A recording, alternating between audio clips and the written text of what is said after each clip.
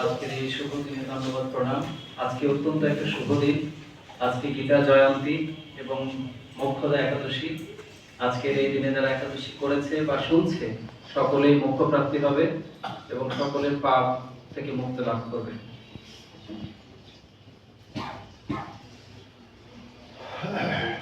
অখণ্ডমণ্ডলাকারং ব্যক্তং যেন চরাচরং তৎপদং দর্শিতং যেন তস্मै শ্রীগুরুবে নমঃ। অজ্ঞানাতিমিরন্ধস্য জ্ঞানাঞ্জনশলাকা চক্ষুর্মিলিतं যেন তস্मै শ্রীগুরুবে নমঃ। নারায়ণং নমস্কৃত্য নরং চৈব নরোত্তমং দেবীং সরস্বতীং ব্যাসং ততো জয়মুদীরয়েৎ মুখং করোতি বাচালং পুংসং লঙ্ঘয়তে গিরিং যৎকিপাতমহং বন্দে পরমানন্দমাধবম। হে কৃষ্ণ করুণা সিন্ধু দীনবন্ধু জগৎপতে গোপীশ গোপিকাকান্ত রাধাকান্ত নমস্তুতে। ওম নমো ভগবতে বাসুদেবায়। ওম নমো ভগবতে রামকৃষ্ণায়।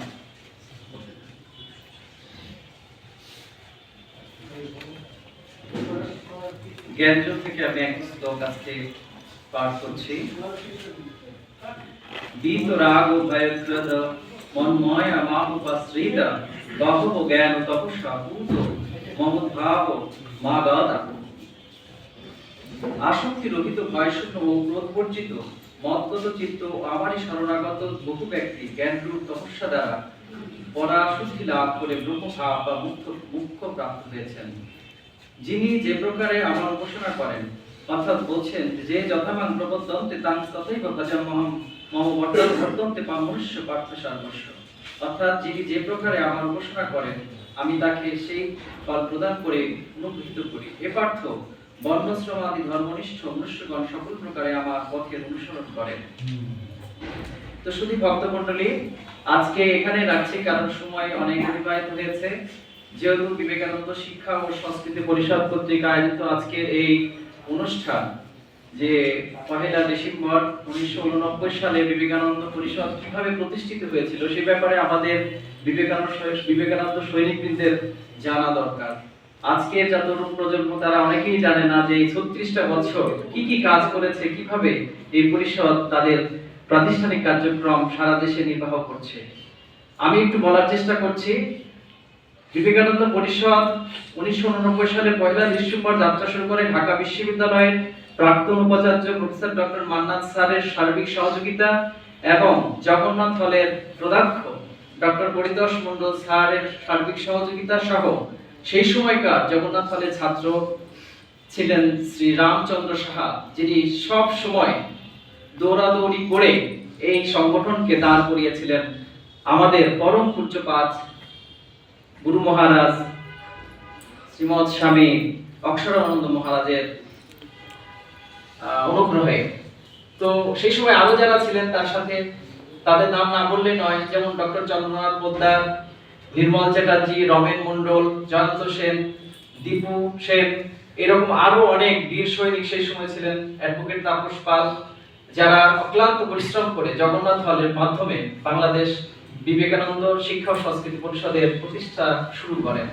তারপরে 1992 সালে সারা বাংলাদেশে এর শাখা প্রশাখা বিস্তার লাভ করে। এখন প্রায় 60টির মতো শাখা সারা দেশে কার্যক্রম চলমান রয়েছে। বিবেকানন্দ পরিষদের মূল আদর্শই হচ্ছে শিক্ষা, জ্ঞান, বিবেক, মানবিকতা, সামাজিকতা এবং সাংস্কৃতিক কর্মকাণ্ডে নিজেদেরকে নিয়োজিত করা। কারণ আমাদের কাজ হচ্ছে আমরা মানবিক কাজে বিশ্বাস করি। এর সাথে সাথে আমি রাজশাহীর কথা বলি।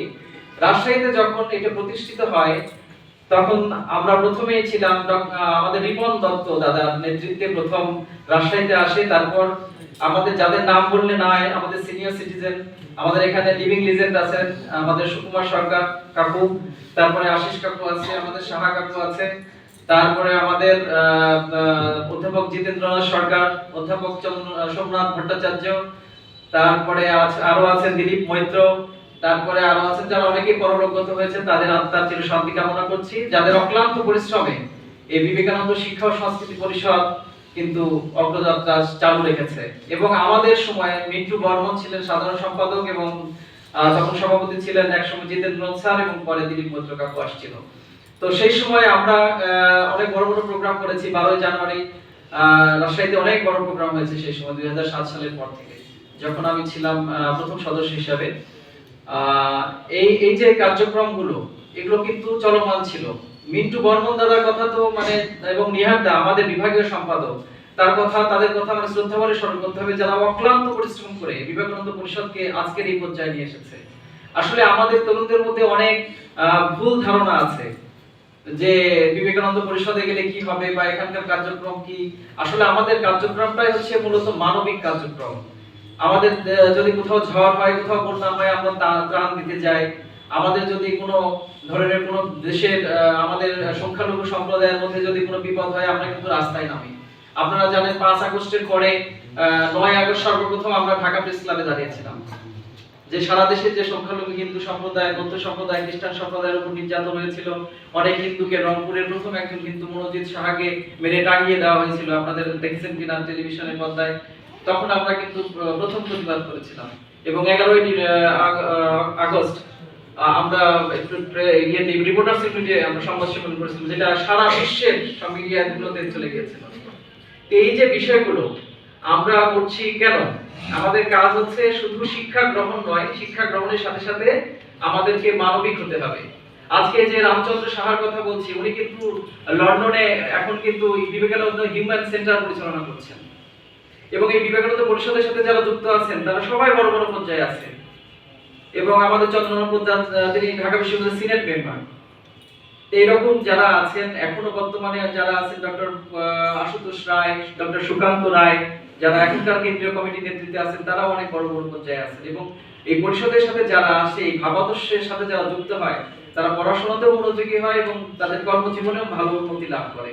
এই যে আমাদের নিহার দা, উনিও একজন ট্রাস্ট ব্যাংকের বড় অফিসার। এরকম আমাদের সাথে যারা ছিলেন সবাই বড় বড় পর্যায়ে আছে। এই যে আমাদের হৃদয় দা আছে, আমরা যখন হনুমানজি মন্দিরে এই প্রতি শুক্রবার করে পাঠচক্র করতাম, তখন আমাদের অনেক আমাদের যারা তখনকার ছিল তারা এখন সবাই বড় বড় জায়গায় আছে, সেই সময় ছাত্ররা। তো আমরা আহ্বান করি এখনকার যারা এই যে আমাদের হিন্দু সম্প্রদায়ের অনেক আছে কুমারপাড়াতে ছাত্রাবাস, আমরা নিজেরা থেকেই নিজেদের ভাইদেরকে বলি, আসো আমরা সমবেত হয়ে প্রতি শুক্রবার এই পাঠচক্রে আসি, আমাদের বিবেকানন্দের আদর্শের কথা শুনি। একটু উদাহরণ দিই বিবেকানন্দের, যে বিবেকানন্দ যখন বড় বড় লাইব্রেরিতে উনি বসতেন এবং বড় বড় ভলিউম ইংলিশ বই উনি মুহূর্তের মধ্যে শেষ করতেন। একবার শরৎচন্দ্র চট্টোপাধ্যায় সাহিত্যিক ওনার সাথে দেখা করতে গেছে, তো গিয়ে বলছে যে স্বামীজি, আপনি এত বড় ইংলিশ ভলিউম বইগুলো কিভাবে শেষ করেন এত দ্রুত? তো বলছে, শরৎ তুমি এই যে বইটা, একটা বড় বই ওনাকে দিয়েছে গ্রন্থ দিয়ে, বলছে এখান থেকে যেখান থেকে ইচ্ছা তুমি প্রশ্ন করো। তো উনি যেখানে ইচ্ছা সেখান থেকে ধরছেন, স্বামীজি সে খুব দ্রুত সব উত্তর দিয়ে দিচ্ছেন। অর্থাৎ স্বামীজির কনসেন্ট্রেশন ছিল খুবই একাগ্র, এবং তিনি এত মানে দ্রুত সবকিছু ধরে রাখতেন, এবং তার মেধা এবং স্মৃতিশক্তি এত প্রখর ছিল যে তিনি এত অল্প বয়সে সবকিছু নিজের আয়ত্তে নিয়েছিলেন। 1861 সালে তার 63 সালে জন্ম, আর 1902 সালে তিনি ইউথাম ত্যাগ করেন। তারপরে এই 39 বছর বয়সে তিনি সারা পৃথিবীকে জানিয়ে গেছেন যে আমি ভারতবর্ষের একজন সন্তান, যে আমার মেধা প্রজ্ঞা কতটা প্রখর। সেই সময় ভারতবর্ষ তো ছিল খুবই দুর্বল, শিক্ষা দীক্ষা কিছু ছিল না, পরাধীন ছিল। তারপরেও তিনি সেই শিকাগো সম্মেলনে যখন বক্তৃতা করলেন, ডিয়ার ব্রাদার্স এন্ড সিস্টার্স বলে, তখন সারা পৃথিবী তাকে মানে করতালি দিয়ে সম্মানিত করেছিল, এই ভারতীয় একজন বঙ্গ সন্তানকে। তা আমরা কেন পারবো না? আমাদের মধ্যে কি নেই?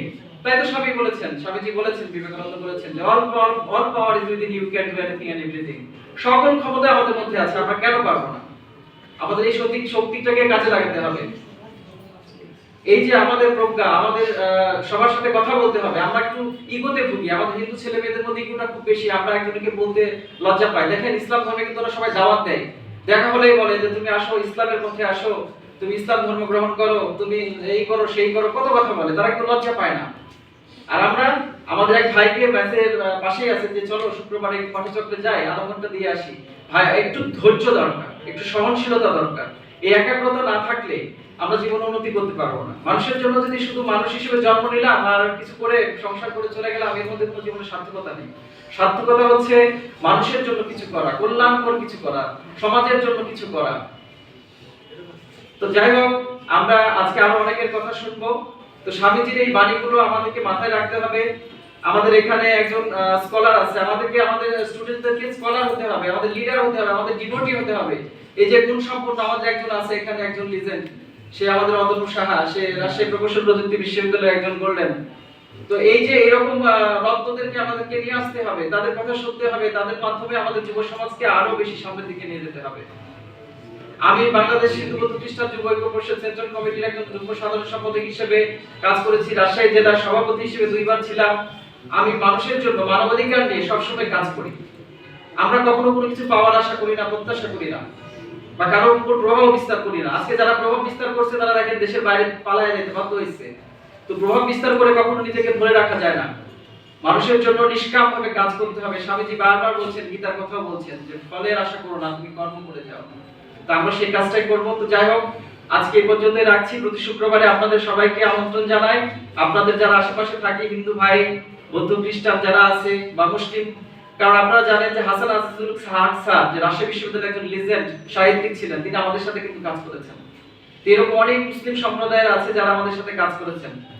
তো এইরকম মানুষদেরকে নিয়ে আসবেন যারা আমাদের ভাবাদর্শে বিশ্বাস করে, এবং এখানে সব ধর্মের সব যত মত তত পথ সকলকেই আমরা ধারণ করি। ভগবান কৃষ্ণ থেকে শুরু করে সরস্বতী, দুর্গা, লক্ষ্মী, শিব সবাইকেই আমরা ধারণ করি। এখানে শুধু রামকৃষ্ণ শুধু নয়, স্বামীজি শুধু নয়, মা শারদাই শুধু নয়, সবাইকে। কারণ মা শারদা একটা কথা বলেছেন যে আমি সদেরও মা, অসেদেরও মা, অর্থাৎ তিনি সকলকেই সন্তান হিসেবে ধারণ করেন, মানে এই জন্য আমরা সেই শিক্ষাগুলোকে নিজের মধ্যে ধারণ করব এবং নিজেদের যে চৈতন্যকে জাগ্রত করব।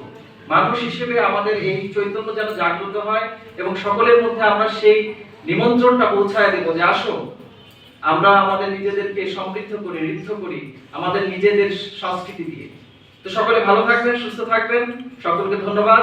ওম গঙ্গা গীতা সবিত্রী সীতা সত্যপতি দ্রুতা ব্রহ্মবলী ব্রহ্মদে দিশন্না মুক্তিকে নিয়ে অর্ধমাতা চিতানন্দ ভগবী মান্তি নাশিনী গদতে পরমানন্দ ভক্ত জ্ঞানমঞ্জরি। ওম শান্তি, ওম শান্তি, ওম শান্তি, শান্তি শান্তি। সকলের দীর্ঘায়ু কামনা করছি। নমস্কার।